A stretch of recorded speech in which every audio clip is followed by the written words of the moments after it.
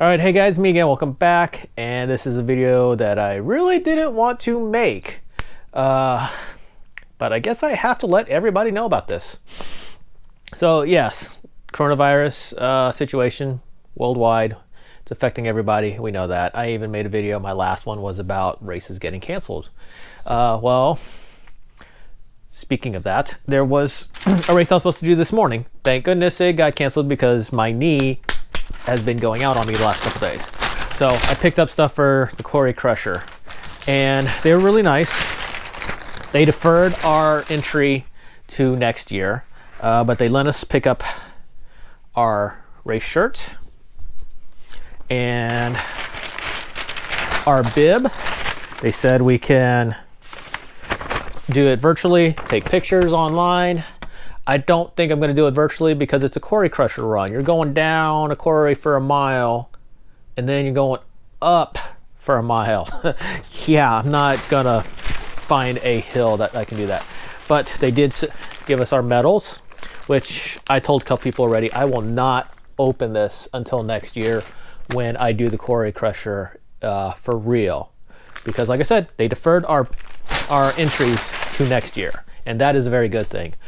Yesterday got an email from Cooper River Bridge Run. They are deferring, or they are postponing our race from 4 April to 1 August. It is going to be super hot down in Charleston when this happens, but they are I guess deferring. I don't know when deferring is not the right word. They're postponing it. They're just pushing it back to a later date. As I said, the All-American Marathon, the Tobacco Road Marathon, those two for sure have canceled their races, but they have told their participants that they can transfer their registration from this year to next year. And this is where the problem comes in for me. Next week, we're supposed to be doing the Rugged Maniac down in Charleston. They sent out an email yesterday afternoon. I didn't see it until this morning. And they put it on their social media that the race has been canceled. There are no refunds, but you can do a virtual run with them. Now, if anybody has done an obstacle course race like the Spartan, the Tough Mudder, the terrain race, or the Rugged Maniac, you'll know doing a virtual race or a virtual run for this, it's not the same thing as the regular event. The big draw for the Rugged Maniac is to get into these obstacles, is to get into the mud and dig your way through and do the 3.1 miles or the 5 kilometers.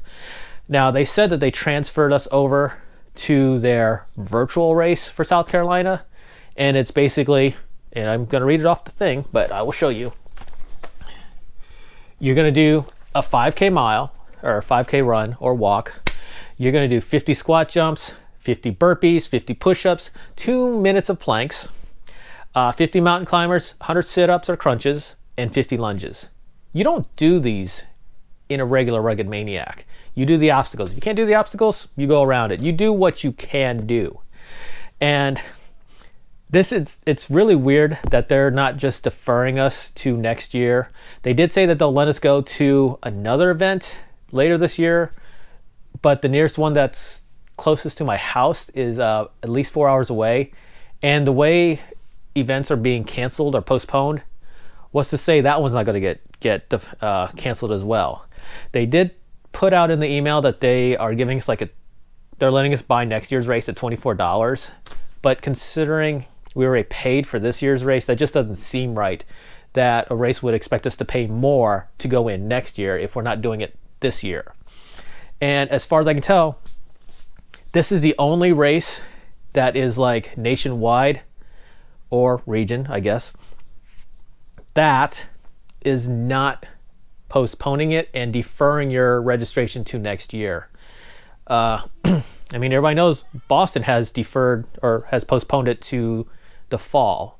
They're not canceling, they're just deferring it, or they're postponing. Yeah, there's a big difference between postponing and deferring, but right now in my head, it's just all the same.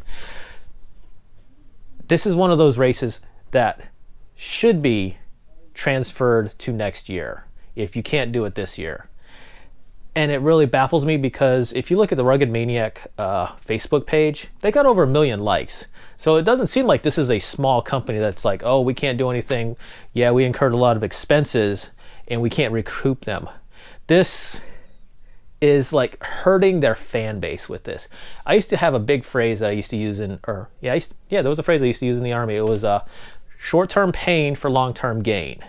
And in an instance like this, you take the short-term financial loss, so that way you have the long-term gain and you keep your fans happy and your monetary income source happy, so they'll keep coming back and telling people, yeah, this is a great race, you come back.